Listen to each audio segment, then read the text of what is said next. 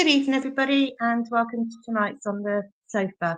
For some reason, the video didn't play, so that's why I was looking a bit lost there. So 2 minutes and I will put the video on, and let's see if we can start again. There we go.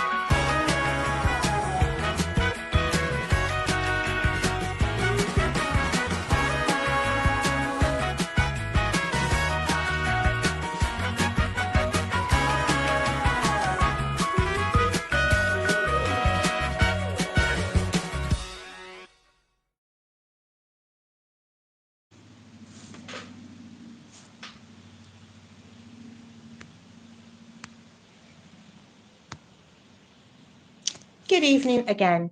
Hope everybody's well, and welcome to tonight's Monday night panel. I'm going to bring Vic on, and I want to do some news and things. Hi, Vic. Hi, Chris. How are you? You okay? I'm good. How are you? I'm all right, thank you. Yes, there we are. Anyway, you might have noticed Joe Butler's picture at the beginning of the programme. It was his birthday on Saturday, the great Joey Butler. He was 83. So we wish him well. Part of that legendary squad of 1968 to 1971-ish, I guess, with the League Cup promotion and Anglo-Italian success. And what a lovely man to boot. So very happy birthday for Saturday to the great Joey Butler. Excellent. So the women won yesterday away from home, so they're back on their winning streak, hopefully.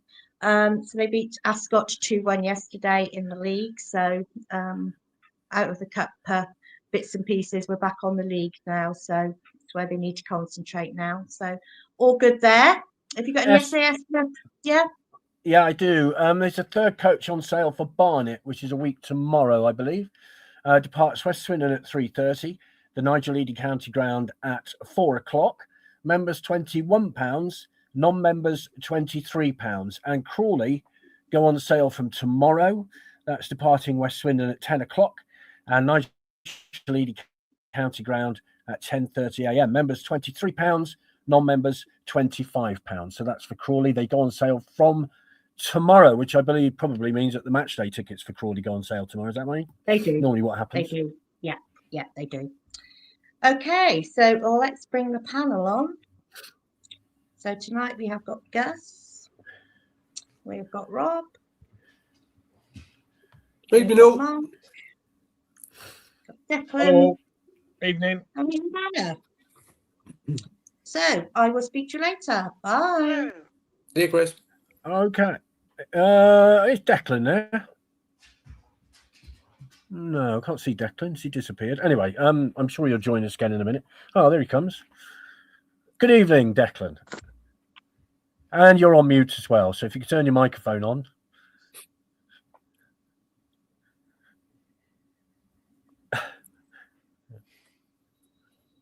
It's the other side of the Irish Sea. Obviously, technical problems at the moment across there. So I'm sure we can speak to him in a minute. Good evening, all. And thank you very much, Steve, for joining us on the Monday night panel. Lots to discuss. We got Harrogate last Tuesday to talk about, Oldham Athletic on Saturday, and excellent performances from the goalkeeper, Conor Ripley, and Junior Hoylett. What was that? I don't know. Have we seen a better 15-minute display ever than that? I mean, that was extraordinary. And then, of course, we've got Newport coming up on Wednesday night, 8 o'clock kickoff. Very rare that we get a Wednesday night kickoff, but that's because of the beauty of satellite television, I guess. Gus, let's ask you about the Super Bowl. It was Super Bowl Sunday yesterday. Big day, biggest television audience in history normally. So it's a big day in America, isn't it? It's a big day in America. A lot of chicken wings are eaten, a lot of chili, a lot of nachos. People look forward to seeing the commercials and all that kind of thing, and the halftime show. And it was a real defensive game.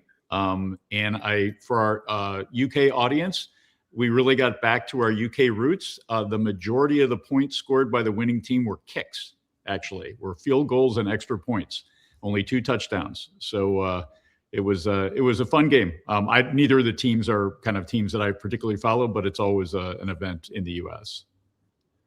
Yeah, Seattle coming out on top over New England. I don't think President Trump was terribly impressed with the halftime show, but that's another story. Good. There you go. Yeah. The Six Nations Championship well and truly underway. England beating Wales, of course, on Saturday. Scotland losing to Italy as well, which is a big shock in the Six Nations.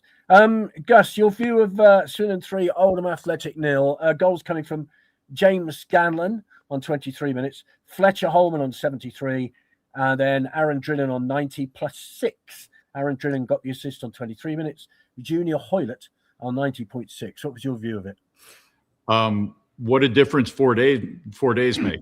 It was my impression. The Harrogate game was tough to watch. We were kind of just running around without any seeming purpose. A lot of new guys coming in. Some couldn't play, obviously. Junior Hoylett wasn't there yet, I don't believe. And then it just all was different back at the friendly confines of the Nigel Eady County Ground this weekend. They just played really well. It looked like Coach Holloway was figuring out how to use the new people, which I think is hard. They have 5 or 6 new people. I think 5 of them are under 21 or under. Maybe they don't know a lot about them. They're going to have to really, the coaches are going to have to learn. But it seems like they've managed to put it together. It was a great game. Yeah. Rob, we spent a lot of the time thinking James Scanlon looks remarkably like Phil Foden, doesn't he? The Manchester City player. I mean, you could say they're twins, basically. But he's had a decent start. It's uncanny, isn't it? It's got to be said, that resemblance really is, especially he's the wrong side of Manchester, I guess Phil Foden would say, but the fact that they come from the same city as well, incredible, really. But yeah, it was a very impressive performance in the end, wasn't it? It's been off the back of what Gus rightly put, a very difficult watch, whether you were doing it on the other side of the Atlantic or whether you were in the ground. It was a very, very difficult game at Harrogate to watch. We obviously came out the right side of it with that penalty late on. And it felt like they had 3 days then where they started to integrate those players that had come in from the transfer window as well. And we started to see a little bit more of a link up, I thought. And certainly, obviously, Hoylett's cameo performance was excellent. But it was good to see Borland back in the team again as well. He'll add some competition in there. Kilkenny gets himself half a game rest, which it's felt like he's not going to get at any other point, and it didn't impact the result. So players starting to come back. I guess the one downside, the one worry for us at the moment is we are getting a few injuries at centre back. So I'm hoping that we'll see Knight LaBelle back this week in training, because that was the message from Holloway last week, wasn't it? If we do, then that helps us a little bit, because we were a little bit light when you see Batty come on and play at left centre back for his debut, bearing in mind his lack of height. So there is a little bit of a worry there, but generally speaking, all good. Yeah. Liam's joining us on his continuing tour of UK airports. We'll get to him in a second. Mark, I don't know about you, but Junior Hoylett, you just thought, gosh, that was almost worth the price of admission alone, wasn't it? To see a play like that. That was an extraordinary 15 minutes or so. You're on mute, Mark. Turn your mic on. A player in who's 35 years old, you wonder whether his legs have gone, because we've seen it before, haven't we, with players coming in. Lillian Nalla springs to mind, and one or two others who think, right, your legs are gone, mate, and you can't run about the pitch. That wasn't the case with Hoylett, although I reserve judgment slightly. He came on against a tiring defence, and going back to what Gus was saying, I disagree slightly, Gus, sorry, that actually the first hour of the game was very similar to lots of first hours of our games recently. It was pretty turgid stuff, wasn't it? Really, we didn't do very much. Ollie Palmer was in a fight with our centre back most of the first hour, with him grabbing most of Palmer's shirt and not getting anything for it from the referee. Usual story. We've had it with Harry Smith. Now we've got it with Ollie Palmer. Yeah. But then suddenly you bring on 3 subs. And you play not long ball, you're playing down the channels to people who can run in Holman and Drinnen, and suddenly we look a different side. And against the tiring defence, we finished the game just as we did against Barrow, if you remember. It was fairly turgid stuff against them for an hour, and then the last 25 minutes or so, we really looked quite good, and it was nice to finish that way. So Holloway's finishers, as he likes to call them, did the job, didn't they? We ended up. Perhaps 3-0 flattered us a little bit. If they'd scored the penalty, I think Holloway himself said, didn't he, that if they'd scored the pen, it could have been quite interesting. Because we had, apart from Tafazoli at the end, no one had headed, did we? And we were worried about set pieces and the ball coming in the box. So that penalty save was pretty important, I think. And we went on to win, and 3-0 looks perhaps more comfortable than it really was. Anna, what about Connor Ripley? I mean, that's one of his best displays in his Swindon shirt, isn't it? I mean, he saved the penalty, and then had about 5 minutes where he seemed to be involved in everything, and yet managed to stop everything. He just needed to be on it, didn't he? A bit unlike Alisson for Liverpool yesterday. He needed to keep his concentration right to the last, and he absolutely did. The penalty save, I would say, was not fortuitous. You get your body in the way. It doesn't matter which part of it that keeps the ball out, and he did that. I was slightly at odds with Holloway's assessment that Oldham were a good side, and I agree with Mark that the first hour was a little bit difficult to watch. The first half hour, the last half hour, I think colours our judgment of the whole game a little bit. But those 3 central defenders, the reason I think we won the game in the end, those 3 central defenders from Oldham, and by the way, as you probably know, they've got the meanest defence in the league still, even after we've beaten them 3-0. Those 3 centre backs, they're big, mean blokes, but they can't run. And they were spooning it out. They were shinning it out into touch a lot of the time. So, you put those quick subs on, and you don't just have one sub, one fast man running at them. You've got 3 or 4, or 4 or 5, depending on how you look at how many strikers we had on in the end. It's not a surprise really that we took it to them and won the game. In the last 10 minutes or so. So, but. Real credit to those subs and the way they changed the game, because you can't knock it. 3-0 against that tight defence. That's pretty good. And yeah, Ripley was a large part of that, because if he hadn't saved that penalty, I think it would have been mighty difficult for us with one 6-footer. Yeah. Not many. And also, he made some really good punches in the first half as well. We shouldn't forget that. I mean, he was involved early on, wasn't he? So, I would argue that's one of his best games in a Town shirt.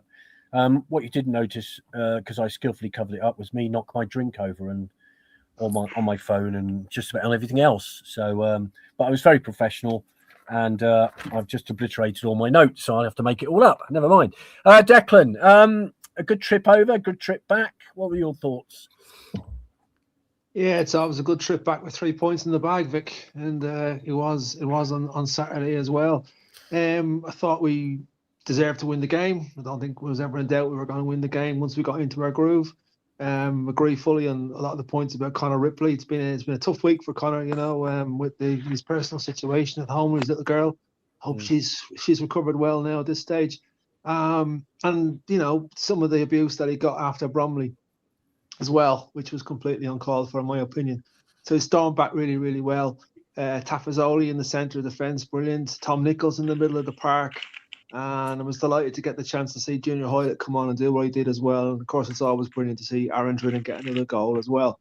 After 3 consecutive losses, we knew that we were on a tough run of games to get 9 points as a minimum. It's easier said than done, as we showed against Harrogate on Tuesday. We had to really grind that out. Again, agree with the guys there. It was a tough watch on Tuesday night, and the sense of relief when we got the penalty and Drins stuck it away was amazing. So, yeah, we've got those 9 points from those 3 games. We've kept back-to-back clean sheets as well. No, I don't remember the last time that happened to us. So that's a positive going into Wednesday night against Newport County, which will be an interesting game, presuming, of course, Mr. Delaney actually plays for them. Yeah, it may well be that they won't let him play against us, but who knows? Rules. Oh, he's on loan, is he? Yeah, he's on loan. Yeah, maybe not. Yeah. Maybe you're right. Yeah, sorry. Liam, explain where you are. I think you were in Luton Airport last time you were on the panel. No, I was in Birmingham last time. I was Birmingham last time. Right, okay. But this time I'm in the same county as Declan. I'm in Dublin Airport. Oh, you could have got together in a pub. Yeah, that would have been good. We could have. That would have been great over a Guinness. I've got a 10 o'clock flight out. I had to come over Friday night, family emergency. Got that sorted. So I'm now sitting in a lounge in Dublin Airport doing this. So I watched the game, but I had to come on, didn't I? Because James Scanlon scored on Saturday. He did. And we haven't got many famous Scanlons. We had Albert Scanlon in the Busby Babes, the 1950s team. And there's the Callum Scanlon that's just joined Cardiff on loan from Liverpool. But we've got James, number 21. I think I'll be following Declan and getting a shirt with 21 and Scanlon on the back of it. But great stuff. No relation, none at all. I don't think there's any Gibraltar Scanlons that I'm aware of. But I'm very obviously proud of that name because it's not a common name. It's only one part of Ireland, County Sligo in the northwest. It's where ON comes out of, and then AN's the rest. I know I'm boring you dreadfully, but this is great stuff. But that's what this is just like, I text Mark at the beginning of the game, didn't I? I put Scanlon must score, and 20 minutes later he did. Well, we got to pay credit actually to the move that led up to the goal because it was a long ball and then chased brilliantly by Drinnan, who got it back to Scanlon, who finished superbly. So it was a great goal. Yeah. Absolutely. Well, he scored 2 goals for Gibraltar and played 20 odd games, and this is his first senior goal, isn't it? And it's only his second ever game. So great stuff. I mean, those youngsters throughout, really, it's just been great. The energy from them all, alongside of senior, or was he junior? But he was brilliant as well. And I don't know if I missed this earlier, guys, but that was no way a penalty. So it was justice that it was saved. He ran into Nichols.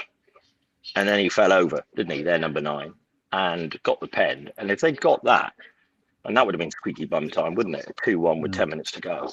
Yeah. So that was terrific. That he did have Ripley had a great game. The talented Mr. Ripley had a fantastic game. And I think he was my man of the match watching it on screen. Yeah, I would agree with that. Yeah. I mean, I think it was Wilson Brown got it in the ground. He'd have a decent game, but I think they award, they took the votes for man of the match before the penalty save and all that kind of stuff. So maybe that was the reason he didn't get it.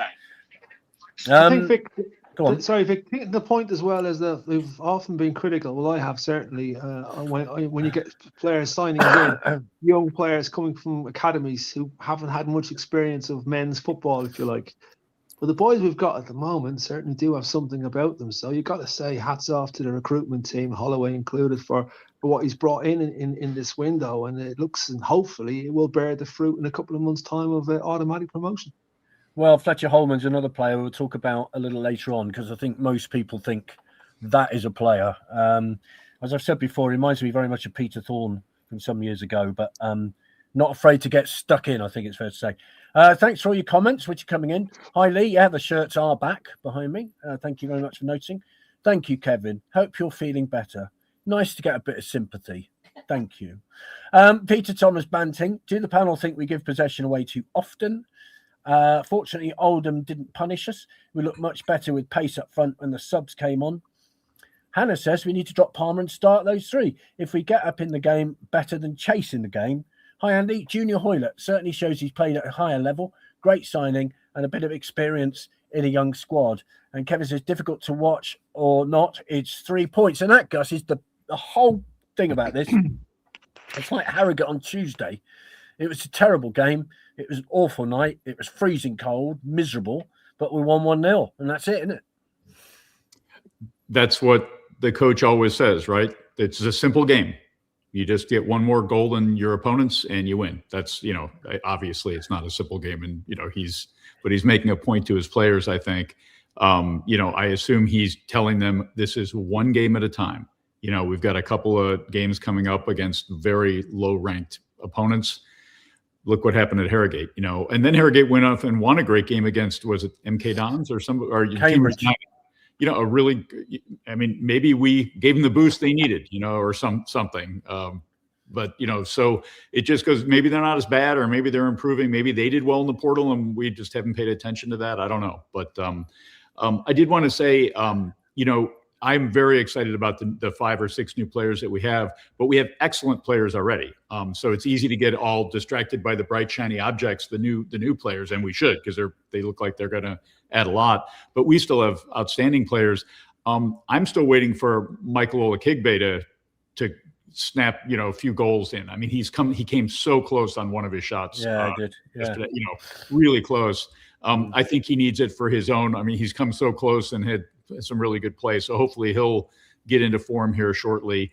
I do feel like I'm learning a little bit, because the top of my notes was Ripley and Hoylett. Obviously Ripley is really a huge asset to the team, and we're really, really fortunate to have him. I did also look, we have 16 games left.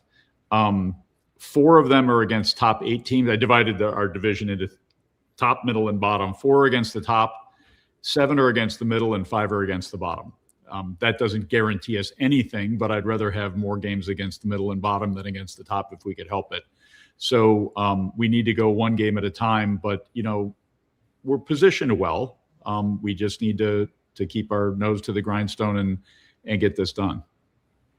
Yeah, it's interesting. Last year we tended to struggle against the bottom teams, didn't we? And the results weren't great against them, but we seem to have, we're picking up quite a lot this year against the teams at the bottom. And of course, that continues on Wednesday night when we have Newport at home. Let's have a look at the team then. It was a 3-4-2-1. Ripley in goal, Clark, Tavazzoli, Wilson Brown across the back, a yellow for Wilson Brown on 37. Batty came on 46. Then Snowden, Nichols, Borland and Olakigbe, a yellow on 63 for Snowden. Kilkenny came on for Borland on 61, and then Middlemass had a little cameo at 87 minutes for Olakigbe. Hoylett came on for Scanlon on 61. Drinan, a partner Scanlon to begin with, and then Palmer was on his own up front. Holman came on for him on 61. Let's talk about Fletcher Holman, Rob. He has that hunch style of Peter Thorne, doesn't he? But he's not a frightened player, is he? He loves to get in the mix.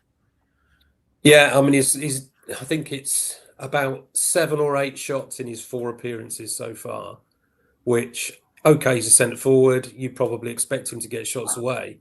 But you think he had 3 chances at Bromley against one of the meanest defences in the division. He scored against Oldham. And every time he's come on, if he's the one game he's looked a little bit like he's struggling was Notts County. And I think that was the 2 experienced centre-backs against him, where he struggled a bit. But he's a young player coming out of a Premier League academy, as we've mentioned already. You've got to allow these players the opportunity to grow. They are not going to be brilliant every week. But as long as you can see that upward progression, and with Holman, there's something there, isn't there? There's no doubt about that. He's got a knack for being in the right place. He knows where the goal is. And I mean, that was a typical poacher's striker's finish on Saturday, wasn't it? Rebound back off the goalkeeper. You've got to be in the right place at the right time. If you are, you've got a nice, easy tap in. And players have made careers out of that. So there's something there for him to build on, that's for sure. I'm a little bit reluctant to throw him in from the start every week, I have to say. I think Mark mentioned Holloway's finishes earlier on, and I think that is something that we've lost this season a little bit. We had those 3 strikers coming off the bench in the second half of last season every week, and we seem to make a difference every week by doing that. Palmer's got a critical role to play, in my eyes, in that team, because he does batter centre-halves for about 60 minutes, and it then gives 30 minutes for the rest of the team to really go and attack them. And it worked perfectly on Saturday. It was the classic example of somebody takes a bit of a battering, but you've softened the defence up, and suddenly the quick players come on, and the game's a completely different game. And I think we may see a bit more of that as the season unfolds. I think Palmer, probably now at this stage of his career, he's not a natural goal scorer every week. He's going to be a player that we're going to try and play a ball off of rather than necessarily go and score goals himself. And if he's contributing to the team like he has been again every week, then for me, if somebody else comes and gets the glory, that's fine. He's still done his job. So I think they've got a lot of positives there with the new players coming in, and Holman himself, I think, is destined for a really good career. Yeah, I agree. It's interesting. The referee seemed to take no notice of shirt pulling, and I thought that rule had been dropped until I saw the Liverpool-Man City game, where 2 shirt pulling incidents in the space of 10 seconds were both penalised of that most bizarre non-goal at the end, which is the most extraordinary bit of football I've seen in a long, long time. I, Sean, loved the second goal, more so where the Oldham tried cheating by staying down and rolling over. Yeah, there was a lot of that. Junior looked great, or should it be Senior with his experience? We had that sort of joke on Saturday, didn't we? Hannah, hi, Hannah. Oldham fans say it shouldn't have stood, as apparently the Swindon player, not sure who, stamped on him. Right, okay. Don't forget Harrogate beat Cambridge at home, they did. Ripley was excellent, says Ian, but he got away with one just for half time as he nearly gave the ball away with it at his feet. In the end, it was quite a nifty piece of footwork, if you remember. And Duncan, could we send our condolences to Darren Perrin and his family on the sad loss of his dad, Mick Perrin? Darren, of course we do. And Darren joined us on the sofa the other week and talked very lovingly of his dad. And we do pass on our very best wishes, of course, Duncan. Thank you very much indeed for that. So, Mark, what about that shirt pulling? I mean, it just seems to be now that it goes on all over the shop, doesn't it? Yeah, if you're Harry Smith, he probably donated about 3 shirts to the centre-backs that he played against because it was every week. And Yeah. Palmer, rightly, was having a go at the referee because he was getting no protection whatsoever. The guy just had a hold of his shirt every time he went up. And if you're a striker, you just get so frustrated, wouldn't you, that you get no protection at all from the referee. And you do well not to lash out. I think Harry Smith managed to control his temper. Yeah, he did, Palmer yeah. had a few rants at the referee as far as I could see. And there was one occasion where I think the guy had his arms around his waist and pulled him down. And you're looking at it going, we all saw that. 7,000 people in the ground saw that foul. Why have you not given it? And you know, somebody perhaps on the panel could explain that to me, because as I understood it, if you pull someone's shirt, or if you tug them, or if you hold your arms around someone's waist, that is a free kick. So enormously frustrating both for us as fans and for the likes of Palmer. I don't remember it being the same for other teams. It doesn't feel that way. I mean, the guy up front, that big lump that Oldham had, he kept throwing himself to the ground. You know, Yeah. he was hopeless.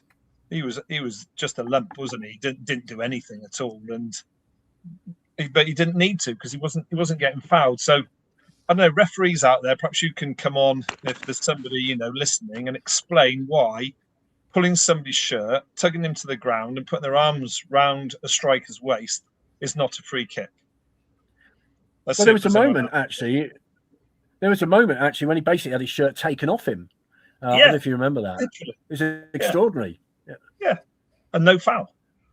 And then he got one in the end. I think he got one of his first fouls about 54 minutes. And obviously there were big cries of hallelujah and all the rest of it amongst the crowd. Guilty as charged. Yeah. And you just. And then he immediately got substituted, Mark, straight after that. Do you remember? He pretty much did. But he's done his job. I mean, I agree with what Rob said. Rob made a very good point. That Palmer's used as a battering ram. And he was disappointed to come off. He looked heavenwards, didn't he, when he came off? But it was right to substitute him at the time. And he'd done his job. He'd roughed up those centre-backs. And as Anna said, they were nasty, mean blokes. But he roughed them up to the point where Holman and Hoylett could come on, run at them, and suddenly they looked all over the place, didn't they, when we ran at them? So he's done his job. And he will do that again, I'm sure, lots of times this season. Yeah. Hi, Stephen.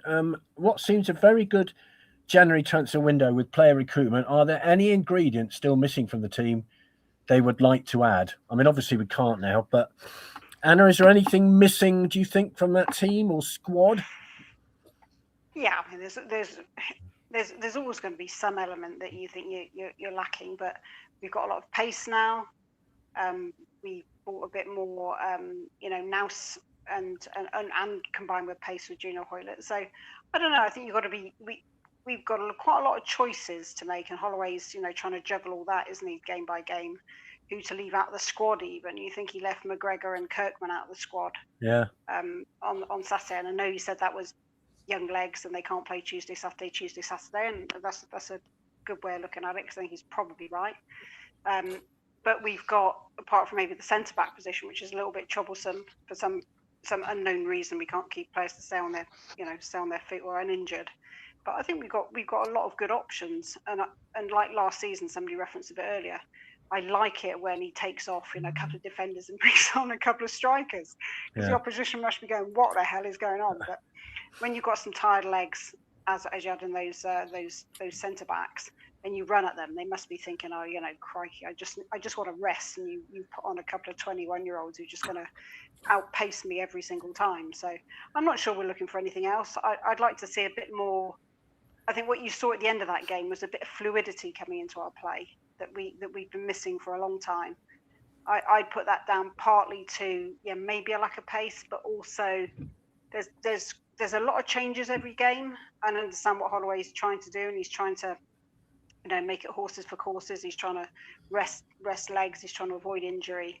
I do think there's an element of when we had Snowden and Glatzel on that side, and you had Munro and whoever the combination was, or the other way around, they build up an understanding. And I think for me, that's what's a little bit lacking when you make so many changes from to the starting lineup each time. I'd like to see a bit more consistency potentially to build up those configurations along the side. But I don't know that I'd add anyone else really, provided we don't get any injuries. I think we've got enough players there to get automatic promotion. We just need to string those results together, beat the sides we should beat, like Wednesday, and then make a much better attempt at it against some of those top sides who we're going to be playing. Well, we got Shrewsbury, of course, on Saturday, as well as Newport on Wednesday, and then we got Barnet a week tomorrow. So the games come thick and fast. The referee was David Rock. The assistant referees Richard Morris and Thomas Statton. Fourth official Harry Wager. Possessions 52%, Oldham 48%. Who would you like, Liam? I mean, are you looking around Dublin Airport thinking, "Oh, there's a Roy Keane looking-like over there. I could maybe nab him." I mean, is there anybody you fancy? In this lounge. I think it's interesting. I mean, Barnet next week we've got 3 of our ex-players, haven't they? Because Stamey or whatever his name is. They've got Shamanga, who's on fire at the moment, and they've got Offenball, who didn't seem to play at the weekend. Offenball's the only player we're missing, and that would be covered for Ollie Clark. Because actually, let's not forget, those 7 games that we were missing Ollie was when we struggled. Yeah, because he clearly missed his leadership, and I think that's the only position I think we needed a big, bold, strong brick person in that midfield, which got Clark, and it should be Ball really, I suppose, as the cover, but he's a little bit injury prone, I'm afraid, isn't he, as he was last week. That's the only thing that's missing. But the other thing I picked up on, we've played 35 players, which usually for a top 2-3 team doesn't plays that many. It's usually teams at the bottom that play 35 players so far. So that is something about his Rackham and Stackham, as people call it, don't they? That he does, and it's something about the turnover as well, really, isn't it? That's spotting through there. And I'm just going to add one more thing. Let's really take advantage of these next couple of games, because we win on Wednesday night. If we win Wednesday night, we go second. When Notts County played Bromley at the weekend. And there's an awful lot of games over the next few weeks where the top 6 are playing each other apart from us. And when we play Cambridge and when we play MK Dons, they are 6-pointers. And we need to win those, for example. But coming up, Gus's comment about 16 games left. 33 points, 11 wins. What do you think, Rob? 33 points, that would give us 88. That ought to be enough, didn't it? That'll be automatic. So 11 wins out of 16 against who we're playing against with this squad, without being cocky, is doable. Yeah, it's doable. I'd agree with that. And as we're not going to Wembley as we're not going to Wembley in April, I'd rather not go to Wembley in May. I'd rather go straight up, to be honest. Yeah, I'd certainly not go to Wembley in May and play Salford. Although, Accrington. That's all I can say. Well done, Accrington. That was a great. Yeah, and look who they signed last week. Yeah, well, yes, we all Vic, raised our eyebrows at that. Just in relation to two of the games we've coming up, I remember Shrewsbury when they played us at the county ground earlier in the season. I think it was Billy Bowden popped up with a last gasp winner that day. First of all, I haven't heard anything about Billy lately and his injury, and hopefully he might be back to be an addition to the squad soon. But I'll tell you one thing. They were the poorest team we saw, Declan. Sorry to interrupt. They were the poorest team I saw this season at the county ground. It's Shrewsbury. Yeah, but they nearly left with a point. You know, that particular day. But a team that left with 3 points in one of the worst performances of the whole season was Barnet. That the night poor old Harry Smith got injured, if you remember, early on in the season. Yeah. So we certainly owe them at their place next week. And as they said, with so many ex-Swindon players in their ranks, it's not going to be easy by any means next week. Nam Offenball didn't play in that game, if I remember rightly, did he? He got sent off in the game before, if I remember rightly, so he was suspended for it. What was I going to say? Billy Bowden, I think, might be a couple of weeks away, maybe. It'd be great to get him back in. I mean, that's the embarrassment of riches that Ian Holloway has. I mean, it's an extraordinary embarrassment, isn't it, Declan? It is, yeah, absolutely. Well, what's his term? Stack them and rack them, something like that. And Billy does provide certain options, all right, and he mightn't get as much game times perhaps as he would like himself, but he's a squad player. I think he knows that and can accept that at this particular stage. And whatever contribution he can make to hopefully a promotion cause will be gratefully acceptable. Right, let's have a look at the top of the table. Bromley on top, 62 points from 30 games, goal difference of 22. Notts County second, 57 from 30, 16 goal difference. Swindon third, 55 from 30, 16 goal difference. Just a few short days ago, Swindon was seventh, don't forget. So that's how quickly it's changed. And in the playoff places, MK Dons 54 from 30 with a 26 goal difference. That's a big bonus for them. 53 from 29, Cambridge, 15 goal difference. Salford 52 from 29, goal difference of 6. And then Walsall 49 from 30, goal difference of 7. Newport last 6. Lost, won, lost, drawn. Gus, you look at that, and I did meet him with Ian Holloway on Thursday, and I asked him how difficult it is to beat another professional team. And he said, well, it's not that difficult when you think you just got to get one more goal than them. I think he then made it a lot longer answer, because they're another professional football team, and they're all going to try and make it as difficult as possible. That's always the way of it, isn't it? Yeah. I mean, this may be something that you say too, but in the U.S., there's a saying, any team, any given Saturday, any team can beat any team on any given day. No matter how good you are, no matter who's hurt, things happen. The ball bounces funny, the ref makes a decision. You can win or lose, and it's just going to happen. I did look of the 4 top 8 teams that we play the rest of the season. We have a full week of rest before 3 of those 4 games, before the Dons, Cam United, and Chesterfield. So Cambridge United. So that's a good thing. If we're positioned about as well as we could be positioned, I think at this point, it guarantees nothing, as I just said, any given day. I did want to mention one other thing too. Earlier in the season, a couple times when I was on the show, I mentioned I was really disappointed, knowing how little I know, really disappointed in our crosses and our corners. A lot of times we were getting a corner kick and just kicking it all the way past the goal. Nobody could get, just kicking out of bounds. A lot of our crosses were getting crossed and there was nobody there, or they were just terrible crosses. That's not happening as much anymore. There are a lot of really good crosses. People seem to be there a lot of times. Our corner kicks are threatening to score, or they do. I think we're getting better. Our team is better than it was. And in fundamental ways, obviously those kind of set pieces or the crosses are how we score a lot of goals. And it's really helping us. I don't know if that's something coach is doing or that we just have quality players, but it's really nice to see the team getting better and better as the season goes on. And also, one last thing. I heard somebody call Aaron Drinan Drinaldo. Yes. And I like that. I'm sure you've all heard that 1,000 times. I heard it for the first time this morning, and it made me laugh. I agree with it, but I thought it was very clever. Yeah, Chenu, the young lad who read the team out on Saturday, he called him Dronaldo, he said, "Can I call him Dronaldo?" And I said, "You can call him what you want, within reason, obviously." So that's what he did, which was pretty good, and he likes doing that. So well done to him. On the subject of corners, Swindon had 4, Oldham had 3. And I think Ola Kigby can put in a wicked cross, can't he, Rob? I mean, when he gets it right, he can put one right in the danger zone.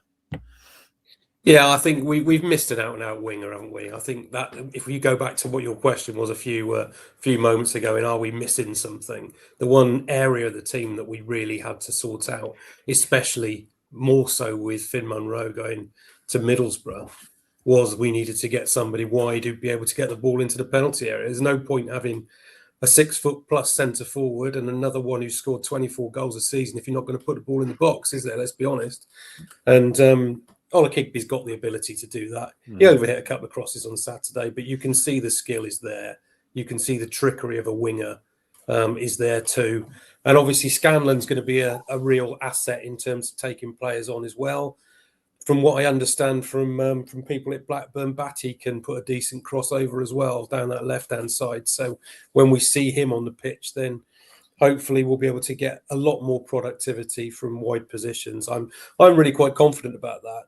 I think there's now so many options around that team for us to be able to put a decent ball into the box. And we can't forget, of course, that we still hopefully will be getting players back from the injury list, the long-term injury list. We know how good Butterworth is. We know what different option he gives us. I'm not sure we've still got a natural replacement for him in the team that we've got there at the moment. I think Scanlon might be the closest thing to him. So I still think there are options that may well come back and really give us another gear. Bodin was mentioned as well towards the back end of the season. Of course, we've played a lot of teams in the middle of that January window around us when we didn't have the setup that we wanted. And I'm sure if Holloway had his time again, the timing of Munro going back really did affect us significantly in those 3 or 4 games, I think. And it's only now when we're playing so-called lesser lights of the division that we've been given the opportunity to be able to bring in those players that might well make a difference. I think if we had the side we've got now, and we go back and play Salford and we go back and play Notts County, teams like that, we will give them a better game than we did. But hey, it is what it is. You only can play the teams that are on your fixture list at the time that you play them. We've just got to make sure that we get the results against the others. Word of warning, of course, there's an awful lot of teams out there now loitering towards the lower end of the division who literally changed their side completely in the January transfer window. Harrogate, we've seen, brought in several different players. Crawley, last count, they brought in 14 players in the January transfer window. So there are a lot of teams down there. Bristol Rovers as well strengthened significantly. So there'll be teams we play towards the back end of the season who may well still be in lower reaches of the table, who will be a much tougher proposition than when we played them earlier in the season. Crawley got beat 1-0, I think, by Crewe on Saturday. Is that right? Let's have more comments coming in. Can tell the type of manager you have on these youngsters' recruitment. These ones are far better than most of what we've had in the last few seasons. Hi, Adrian. What do you think about if Luton had beaten us? Would the errors have been noticed? Sorry to ask. Do we want to go? We've only got 15 minutes left. If that's all right with you, Adrian. Yeah, go on.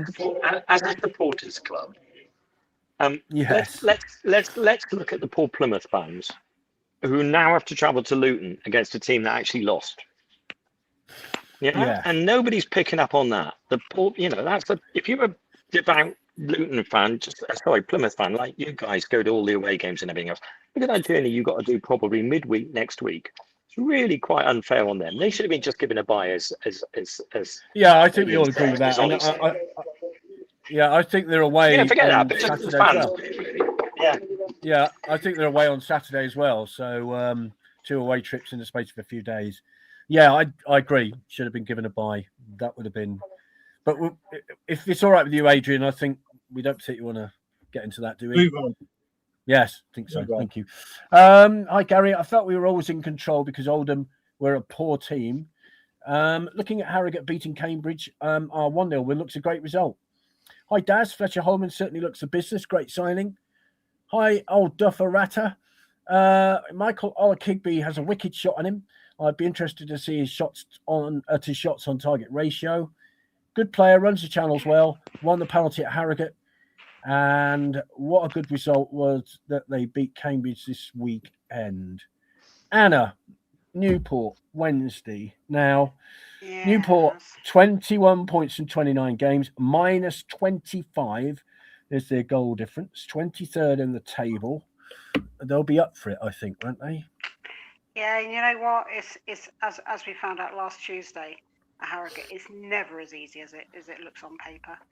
You know, when our NZIT prediction league, when everyone predicts a win, it's a grind. Let's hope it's not as excruciating as Harrogate, but they're second from bottom, aren't they? They're not actually bottom. They're not going to lie second down bottom. and roll over. They're fighting for their Football League lives. So you can bet, you know, maybe there'll be some dark arts in there, but we should have the quality to beat them. We've got plenty of quality all over the pitch and pace and so forth now, but you've got to execute, obviously, haven't you? So it's not. I don't think any game is easy now to the end of the season. And in it, when you compare with last season when we finished on a real high, the pressure wasn't on us last season, was it? The pressure is on us now. It's on Holloway, and I think he feels it.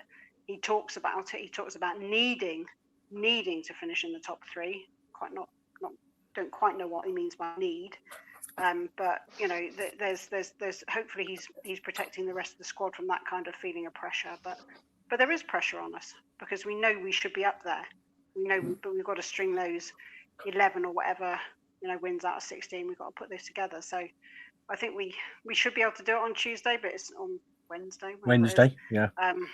But it's not going to be easy. And then there's the other, just to add in, I don't want to finish on a bit of a downturn, but with the stuff that's still going on behind the scenes, with the the Q&A that's going to happen tomorrow, which is entirely recorded, no fans forum again. I'd like to know what everybody else thinks of this, but it's when the club comes out and says they've appointed Christian Morfuni onto the board for support transparency and communication. I mean, do the AI generate that or something? Because that's completely at odds with the reality. So while Holloway is leading the charge on the pitch and Fair Play is trying to drag the club upward trajectory with him, sort out the other stuff and don't leave us worrying that actually we've got on the pitch and worrying about what's going on off the pitch. That's not right. I want to enjoy this season and really enjoy the charge to promotion, not feel like there's something I need to look over my shoulder at. Mark, I was saying to somebody. I was going to make this point, Mark. I'll come to you. I was saying to somebody on Saturday, all I want to do is go to football, see Swindon get 3 points and get promotion, and we can all have a lovely time.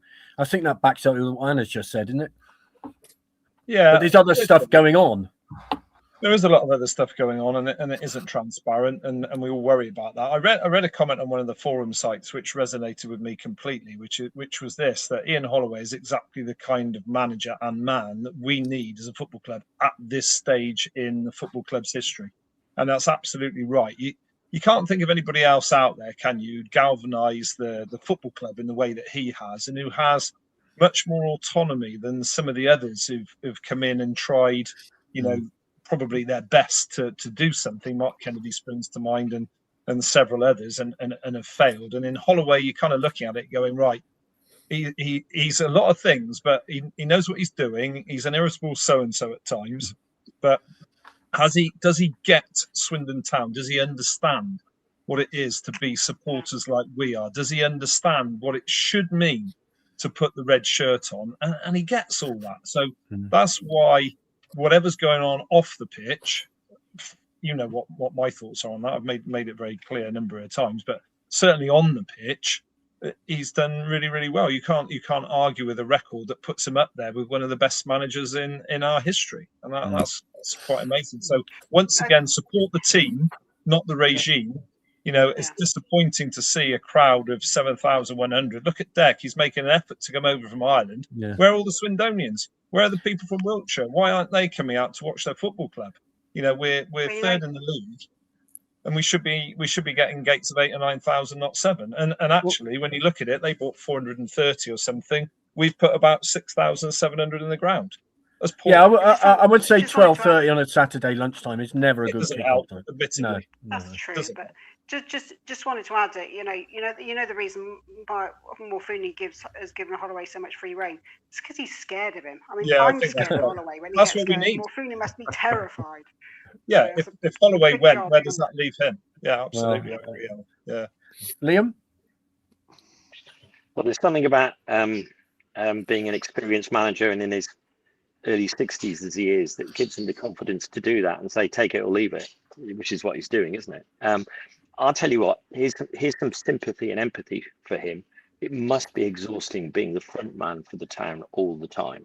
Yeah. You know, where's the CEO? Where's the chairman that was over recently? I presume this chap is the chairman's son, because the press release doesn't tell me that. Because the AI generated press release doesn't actually say, well, I'm delighted that my son has now become involved with his degree in economics and what have you. Doesn't mention that. He might be his nephew, he might be his cousin, it might be whatever, but they haven't. Again, it's that lack of information and detail. The comms that comes out of head office, i.e. that team, it's all left on Ian. It's all left on Ian Holloway, on Ollie, to put this out. And that must be exhausting and tiring, because it's tiring enough for us guys when we do 1 hour of this every few weeks. He's doing it 3-4 times a week. And that's why he exploded, I would suggest, a couple of weeks ago, because he can't just, that is tough work and that's hard, particularly hard when you get into your 60s, says I empathetically. And I think that's well done him and all credit to him. But actually, let's share it a bit with him. Let's have the CEO coming out a little bit and talking about other stuff to allow Ian to get on and talk about management. Fair enough. Hi, Nick. Our spine of Ripley, Tavazoli, Kilkenny, Drennan is critical as they stay fit. Thought Nichols was immense on Saturday, apart from the dodgy penalty given against him. I watched Accrington-Salford game. Accrington played so well. Just goes to show how hard this league is. Spoke to Paul Bowden on Saturday, says Gary. Said Billy was 2 weeks away from fitness. And this goes back to what you were saying about the crowd. This is from Adrian. What does Holloway need to do to put bums on the seats, Declan? I mean, I'm not really sure. Mark's right. We should be getting 8,000-9,000 for goodness sake. Alistair said there was rugby racing at Newbury Saturday as well. So there were two reasons the crowd was lower. I mean, my view is this, that if you're a Swindon Town fan, you've got to watch Swindon. That's it. End of story. I don't know. What does he do? You do come over from Ireland to watch. I mean, what do they do? Oh, there's no doubt. If I lived in Swindon, I'd catch me there every week, and probably on away trips as well. But I mentioned the crowd to a couple of people on Saturday as well. And it was really, really disappointing when you take the 400 and odd, was it nearly 500 that made the big effort to come from Oldham for a 12:30 kickoff on a Saturday. And I know we've done it in reverse to other places as well. Yeah. So I take my hat off to all the fans that do that. I just don't get it with our people. I really don't. We've got a relatively successful team on the pitch at the moment. It's chasing promotion, which was the serious goal at the start of the season. The chairman, whether you like him or whether you don't like him, has backed Ian Holloway in this transfer window. He's given him the extra tools to go and try and do the job himself. Now, I'm not taking sides one way or the other against the chairman at the moment. What I would say on that is that the success we're having on the pitch, or relative success at the moment, is masking a lot of the issues and keeping a lot of the issues in the background where they don't probably need to be. But going back to your question, Vic, in relation to the crowd, I haven't got much hair left on the top of my head. I'm going to scratch it and I just can't figure it out. I just cannot understand how people cannot go and support their local football team on a Saturday afternoon when they're doing well. Okay, 12:30 last Saturday was a factor. It won't be a factor in 2 weeks' time, of course, when Rovers come to town. But I really don't know. Maybe it's the ticket prices. Was it 24 quid now in advance to go? And it's an expensive business. I can understand that as well. But when you put everything into the mix, I still can't come out with a logical answer why we can't get 7,500, 8,000 people in the county ground as a minimum every second Saturday. Yeah, there's another thing which has been added here. Around this time 4 years ago, when we were going for promotion, we had 10,000 plus in 4 or 5 games in a row, including a televised one. Of course, television now plays a bigger part. As somebody who's crossed the Atlantic to come and watch Swindon play football, Gus, I mean, if you were given the opportunity, you'd be there every week. I mean, what from somebody who's looking outside, it must be very frustrating to see that there are, there are great huge swathes in the stands when you're looking at the game. I notice that sometimes. I mean, the game that we were fortunate enough to go to on January 1st against Gillingham, there were 10,000 people, just short of 10,000. It was a great environment. When you get that many people in the stadium, it sure is a lot of fun, and it sure does help the team. This is not unknown in the U.S. either. I follow, my youngest son goes to the University of Arizona in Tucson. They have a football team that was in the top 20 last year in the United States college, which is good, very good. And they have the exact same problem. And they say the same things. Oh, it was a noon game. Oh, it was a 7 p.m. game. Oh, it rained. Oh, if people want to come, they come.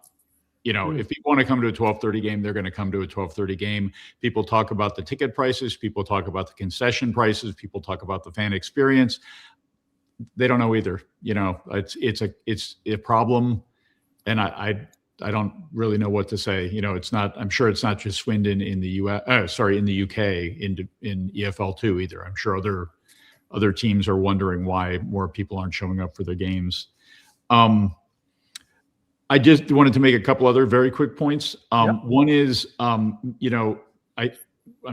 maybe people are thinking it would have been great if we could have gone on in the FA Cup, but it is kind of good that the cups are over now, one way or the other. I wish it hadn't happened the way it did, but let's play football. Let's get promotion. Let's focus on the thing that really, really matters the most. I mean, heck, being in EFL 1, in League One might help get more fans there. That wouldn't hurt. So that seems like something that we can focus on.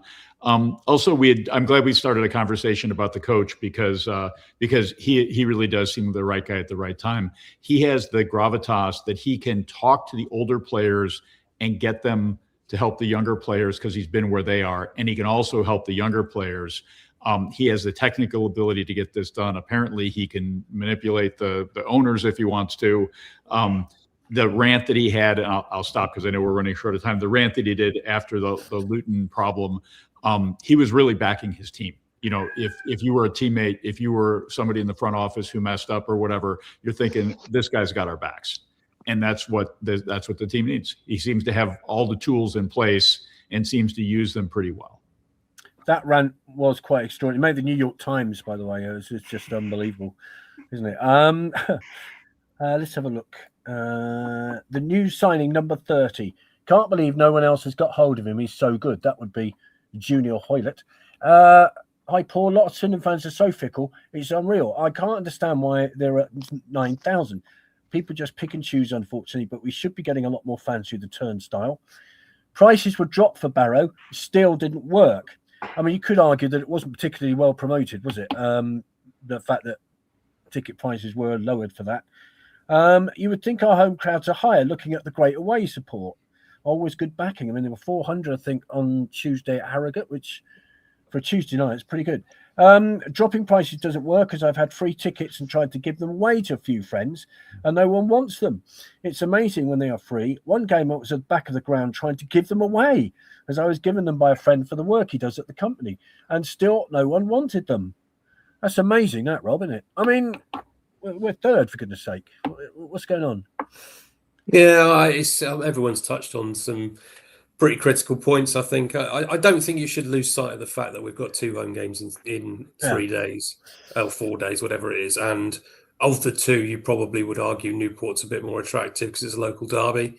I would expect to see a better crowd tomorrow night, albeit, of course, 8 o'clock kickoff might mean that the kids aren't allowed to come, which would swell the gate normally. So that may have an impact too.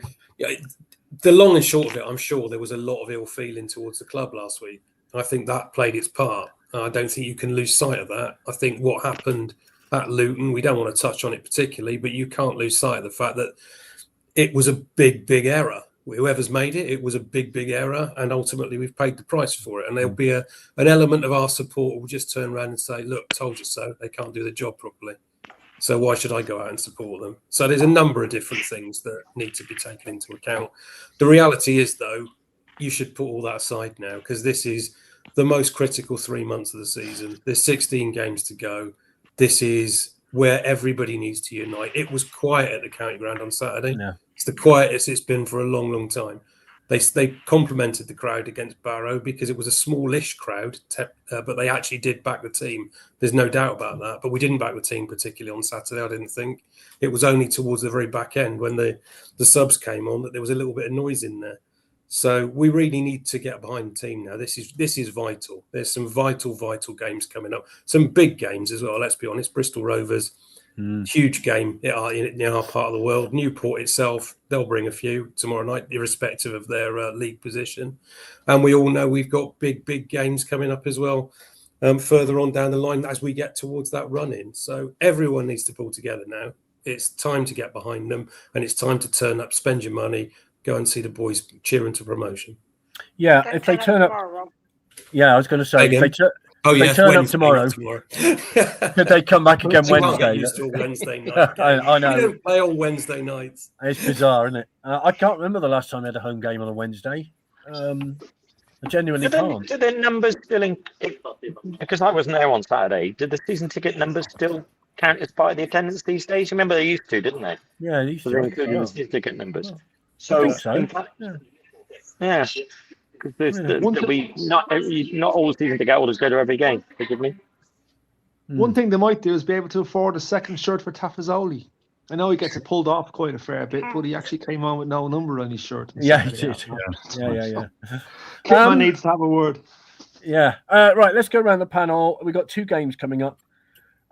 Second bottom Newport on Wednesday. Third bottom Shrewsbury on Saturday. Gus, out of 6, what do you think? I'm terrible at guessing. I'll say 3-1, 3-1. You're asking for predictions? 3-1, 3-1. Well, that's excellent. That's good. Oh, Neil says season tickets are counted in full. So that answers that question. Yeah, I thought they were. Okay. Rob? I think we'll get 6 points as well. I think they might not necessarily be comfortable wins, but there'll be 2 wins. Mark?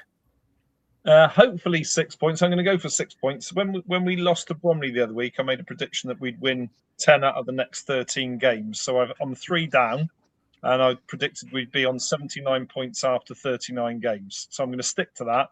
2 wins. Barnet looks tough next Tuesday. They're a good side. Yeah. So we need to if we get a point there, 7 points out of the next 3. I know that wasn't the question you asked, Vic, but I'm just complicating it a bit more. I think that's good. 7 points out in the next 3 games. Fair enough. I'd take that. Anna? Yeah, as you know, Vic, I've got a bit of a side, or someone's got a bit of a side hustle going on with the 7 wins out of 7 after the Bromley loss, and that's currently 3 out of 3. And I apparently need to buy them a season ticket if we win the 7 out of 7. So, wow, I'm not going to say I don't hope we do that, because I hope we do, because that'll really kind of sit us nicely and solidly in the auto. So we just got to win these games. I don't know what's going to happen. I'm not going to predict them here because who knows which Swindon Town's going to turn up. We just got to win them. We need to win them, as Ian Holloway would say. Yeah, we do. I mean, I think he's hurting after the Luton debacle, so he wants automatic promotion. That's basically what he wants. Liam, what are you after? One will be 2-1 and one will be 2-0, but I don't know which way round. And I'm with Mark. It will be a draw next Tuesday. So 7 points, but a 2-1 and a 2-0. I think depending on who we got back, because don't forget we got a lot of centre halves that are injured at the moment, haven't we? Because isn't Wright injured as well. But we've got to win these 2. It's the whole point of these softer games, isn't it? Yeah, Declan. I think, Vic, with the right application, the right attitude, and a little bit of luck, which you need in these kind of situations as well, 6 points over the course of Wednesday and Saturday. That would put us on to 61 points. I was just trying to think where we were last season. If you bear with me for 2. How many? Finished with 62 points last season. So we were nearly up to the whole season's work if we get these 2 wins, which is 12 extraordinary. 62 points. Yeah. I'll tell you one thing, you won't see a centre forward playing centre half at the end of the season. I wouldn't bet on it. Ollie Palmer. Ollie Palmer. Yes. Just very nicely, I think. You never know. Yeah, that was a moment, wasn't it, when Harry Smith suddenly turned left instead of right. We all went, what? That was What's he great. doing?" Wimbledon, yeah. Superb. Fabulous. Thank you very much indeed. And thanks to everybody who's taken the trouble to contribute as well. Mark, thanks very much for dealing with all the questions and comments. Thank you very much. Busy night, Chris. We had lots of comments. So lots of football to come and lots of exciting football to come with a bit of luck. Hopefully, yes. So, yeah, that's Wednesday, Saturday, Tuesday. So, yeah, all good. Thank you ever so much, guys. Thank you for joining us. Thank you for everybody for watching. Vic and I will be back next Monday. We have a special guest next Monday, so we'll be back then. Yeah, we will see you all at the 2 games over the weekend, and well, not over the weekend, on Wednesday and Saturday. And take care, and let's get behind the boys. Okay, take care, everybody. Yeah. Bye bye. That's all. Right, guys.